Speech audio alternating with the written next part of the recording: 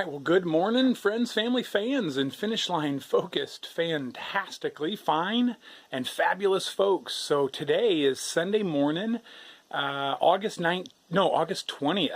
So yesterday I think I said the 16th, but it was the 19th. I was close. Anyway, so today's the 20th, and I am at the home of Rob and Allison, some trail angels near Hanover, New Hampshire, that let Dog and I stay here. I was trying to upload videos yesterday and couldn't get much videoing done yesterday afternoon and evening because I was really working on trying to get all the videos off my phone, not trying to add more to it. So now they're all uploaded and I've got some space, but I'm doing my quick greeting here from their amazing deck, from their amazing home. We ate some delicious food on that picnic table last night. This is part of their home. They have a beehive down there for their son Lucas, and that's a hot wire fence to keep the bears away. But this is the view from their deck. What a gorgeous home and a gorgeous place. So let me stop for now, and I will pick up again with a different view. So thanks so much for coming along. Let's hike this Appalachian Trail together. Woohoo! Rob and Allison's project right there. It's an old Ford van that's four-wheel drive. Check out the the tires. It's all set up for a ski trip up in the mountains. It's ready to go. Got bunks built in and pretty neat stuff. And here's Rob's Land Rover that we're riding in. He's a tree service. Oh, I forgot. I'm getting on the wrong side. He's a tree trimmer, and so he's getting ready to go do some work today. Anyway, thought I'd show you some of this cool van too. All right, what do you think, Doggy? Let's go hike the Appalachian Trail. You want to go southbound today? Let's go northbound. All right. All right, there goes our trail angel Rob. He's off to do some tree work, and we're back in, I guess this would be downtown Hanover. I don't know. We're fixing to head over there to Lou's to get a free donut. That's the plan. And then hike out of town, enjoying our donut. Walking by the Dartmouth football field for the college. How cool. Huh. Super neat. There's the stadium there. You can't see a whole lot, I guess, yet, but that's super neat. Hanover, New Hampshire, home of Dartmouth College. Almost. Never mind, I won't say anything. All right, so boy, it feels good to be out on the road, on the trail in our 13th state. So I am super sad I didn't get more footage with the amazing trail angels Rob and Allison, and the wonderful supper last night. I got to grill some flank steak. Rob was very gracious and let me grill, and wanted to learn a little bit more about how to grill and stuff. So I got to cook some steak last night, which is a passion of mine. I love outdoor cooking, barbecue and grilling and stuff like that. So that was awesome. They were amazing, and their home is gorgeous and in a beautiful setting. So what a blessing to get to stay there. It's been cool walking through Hanover and walking by Dartmouth and getting into the new state. So looking forward to seeing what New Hampshire has to offer. Looking forward to getting some views back into, hopefully some a little more open. There's a little, cool, like a river boat, like a drift boat, or like a guide boat. Super cool. Anyway, looking forward to hopefully getting some rewarded for these climbs that we're having to do. So everybody says New Hampshire is very hard, but very worth it. So expecting hard work and looking forward to some beauty. So there goes just a car top carrier, not a kayak. There've been quite a few kayaks and canoes in the area. All right, stay tuned. Let's see what New Hampshire looks like. We're just leaving Hanover, walking into the woods, and there's a bunch of people camped here, and a couple people camped over here. So this must be a popular place to stay. There's some trail magic back there also, but it looks like it's pretty much all gone, which I don't need anything right now. So, but a very nice thought. All right, walking in the woods in New Hampshire. Starting off with a climb. Appalachian Trail. So normally, state lines, they're man-made. The topography doesn't change much at all when you first enter a new state or leave one behind. But I've got to say, New Hampshire has like totally lived up to its reputation. I've only probably come 2 miles in the woods, and there's already been more rocks and roots than the last several days of Vermont. Right down there was a big old slippery rock. Had to come up, but then look here, there's a rope that someone's laid out here to help get up this hill. We just entered New Hampshire, and it's already been like, really big climbs, and not big climbs. No, let me rephrase that. It's already been just some climbs and stuff like that. But anyway, I thought I'd show you the rope. I haven't used it yet. I was able to make it up that rock face, no problem. But there's the end of the rope. Cool. It's already, look at that. Already some big old hills and big beauty, but a lot more rugged, a lot slower trail. A lot more obstacles. Oh, so guess what I'm doing? I am backpacking in New Hampshire, and I'm doing it on the Appalachian Trail. If you've ever heard of it, that's a footpath from Georgia to Maine for everyone, so that everybody can enjoy the great outdoors. Anyway, I'm on it, and that's it right there. I'm on it, and I'm in New Hampshire, looking out at the mountains, hiking the Appalachian Trail. So, wow, it feels good to be in New Hampshire. Rooty, rocky, muddy, hilly, but it's New Hampshire. 13 out of 14 if you're counting. So, pretty good. Not without its challenges. My lower legs hurt and they're tired. It makes me kind of dread, what's coming up. But I know what's coming up is totally epic also. So those thoughts of pain to come are drowned out by gorgeous views, and the total grandness of this whole trail, overrides a lot of the momentary pain. By the way, this is like the most beautiful little stretch of trail so far in the whole state. This is nice. Good spot to film.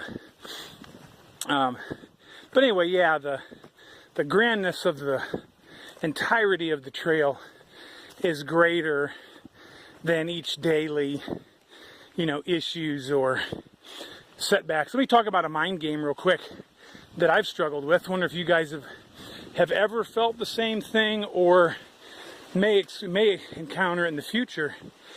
So one of the things you guys know about me is I'm trying to go pretty light, nudging up towards ultralight, which means basically, yeah, you got to make some good decisions on buying a light pack, light tent, light sleeping bag, but the rest of it is basically doing without stuff. It's not that you need lots of crazy light gear. What you need is not much gear, and that weighs less than the lightest items you can buy when you have no items. So that means you're less prepared for certain conditions. And I don't know about you, but when I'm out and it's breezy and kind of chilly and pouring rain all day, in the back of my mind I'm a little nervous, thinking, okay, am I going to be warm enough? Can I make it to camp without my teeth chattering too much? Get set up and get in and get warm and stuff. And bottom line, experience is what helps, what tells you that yes, you can do it. Because I've been there and done that. I've been over those mountains. I've been over higher peaks. I've survived colder temperatures. I've been wetter for longer or whatever. And it is no problem. I have enough gear to to stay warm, to be comfortable enough.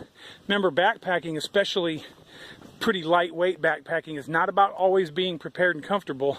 It's about being able to survive the worst conditions to thrive in the normal conditions. Okay, hopefully that makes sense. Surviving the worst to thrive in the normal. And I don't think most people are there. I think most people have way too much gear to be super comfortable on the 2 days out of the entire 2,000-mile trail that maybe met those certain conditions. Well, in the back of our minds, we got to be ready to endure those couple of days to be a lot more comfortable all day long for the other, whatever, 145 other days or whatever, however long it takes you out here. So bottom line is experience is invaluable. And Cliff Jacobson is a big canoe camper, and he writes a lot of books, and he says something like, wisdom and skills are better than things. And I like that. You can't just go to REI and buy experience. And lots of items don't make up for a lack of experience. So anyway, just some thoughts, but I guess I chased a little bit of a rabbit trail, or got off the main point. The main point is mentally, what's it do to you when you're hiking in those bad days, and in the back of your mind, you're all day long, you're questioning, okay, am I going to be able to do it? How do you overcome that? So if you have any thoughts, let me know. Yeah, I won't speak on the topic much more because I want you guys to comment, but something to think about, because one of the YouTubers that I watched talked about the difference between comfort in camp versus comfort on the trail. And you're on the trail a whole lot more than you're in camp. And so my motto is to try to be more comfortable on the trail.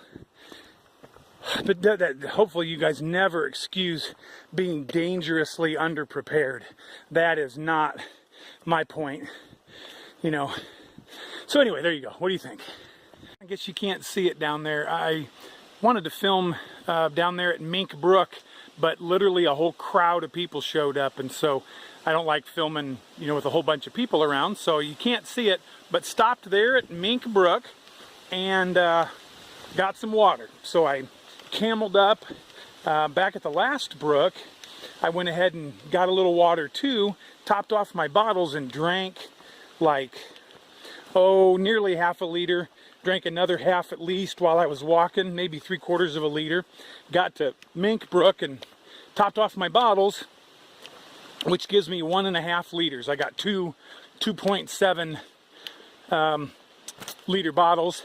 So anyway, got a liter and a half and drank, oh boy, probably nearly a liter. All I could drink. Couldn't hardly drink anymore. And now I am headed up Moose Mountain. Hi guys. How are y'all? Good. 20 minutes to the road, guys. Headed up Moose Mountain, and so there's no water for at least no reliable water for 8 miles.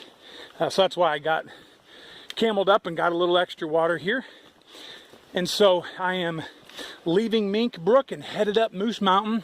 I'm fixing to blow Moose Mountain clear off the map. We are going to make Moose Mountain miserable by assaulting it. We're just going to tackle this thing and tear it down. Hiking north on the Appalachian Trail, blowing up blazes along the way. So here we go. Stopped down there at Mink Brook and had a little bit of lunch. 2 Uncrustables with grape jelly. I recommend the strawberry. They're better. But 2 with grape jelly, a couple pieces of Halo jerky, the sweet and hot jerky, and a couple of peanut M&Ms, a couple of mixed nuts, and I think that's it. So good little lunch. Should have plenty of sugar to blow me up this mountain. So, all right, stay tuned. All right, here's our view from the top.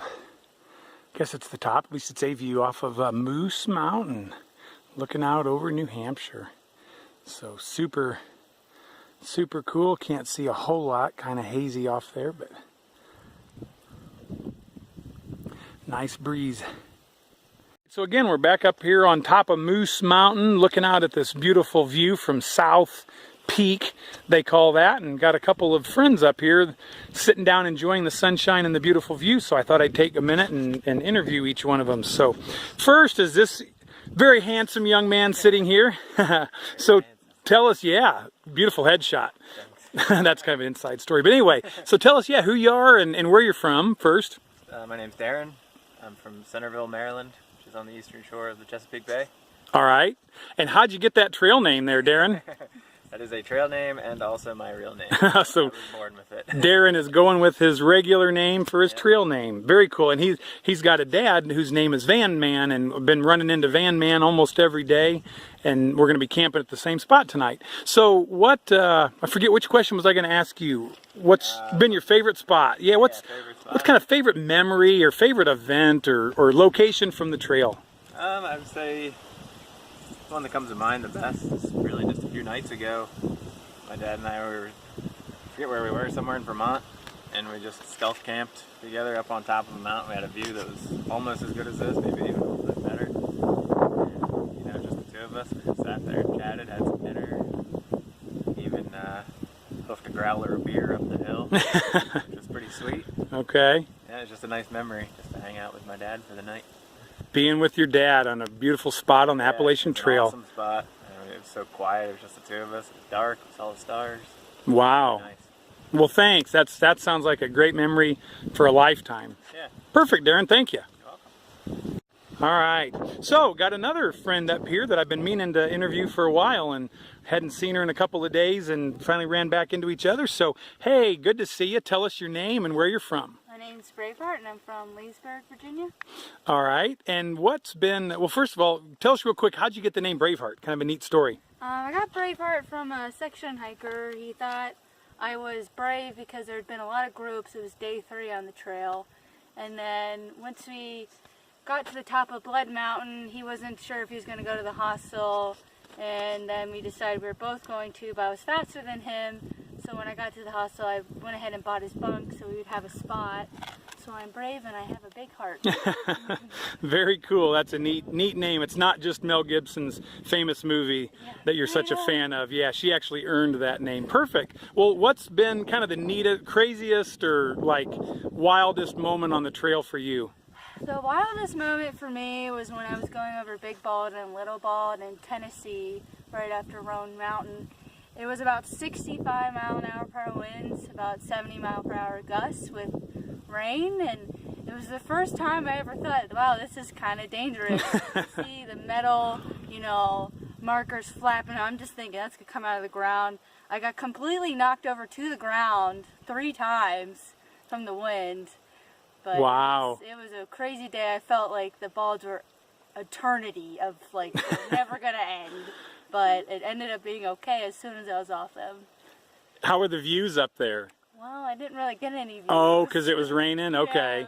All right. But I went across them and the wind was the same. It was pushing 70 mile an hour, but it was clear. Yeah, well, so it was unbelievable. Yeah. But I'd like to go back. Yeah, because it was raining, it felt like needles Oh, hitting you. wow. Yeah, it was pretty crazy. All right. Well, guys, thanks a bunch. Great to talk with you. Yeah, thank you. Look at what I get to look at. Wow. Look at the gorgeous view. See, I like this view better than the last one up off that mountain. This, to me, is super neat. Now, the problem is we're going to be climbing one of them there mountains. Oh, man. Oh. Huh. Should probably put the phone away. I'm teetering on a log. Good thing I have crazy cheetah-like reflexes and a aversion for water. Trying to keep my little kitty paws clean and dry. I can stay on these boards no problem. Ooh, look at that. How cool. If I threw a stick in there, maybe Cur Dog would go fetch it. Oh man, boy, these boards are all like broken and missing, and you got to pay attention or you'll end up on your head in that water. All right, my battery's running low. I gotta stop filming, but I can't. All right, at the top of the mountain I just climbed, I think it's called Mount, I don't know, but it's a big one. Huh, big mountain. And I'm at the top. Look. Looking out over a majestic view of the New Hampshire landscape. Beautiful, amazing. About a mile or just a little under to the shelter, so I'm headed that way. It's only 4:15, so things are going fairly well. But that was a pretty legit mountain that I just climbed. There were some spots where, whoo, she was steep, and I'm kind of dragging the end of the day here. So, all right, there you have it. I got to keep going. My battery is dying, so I don't want to get my little battery pack out until I get to camp, if I can help it. Here we are. Here's my setup. I got some stuff scattered out there from supper. Here's the campground area. The toilet, privy, is down there. Somebody's flying the old Texas flag. Anyway, this is Trapper John's shelter. I had to stay at Trapper John. That's pretty cool. So we're all sitting around eating supper and hanging out. Here I've been sitting right here. Actually, I'll show you inside the shelter real quick. Here's what it looks like. People lay out on the floor. There's a pretty cool chimney there. Darren and Kerdog, and a girl named Sasha from Canada, and Brian. They're both section hiking. All right.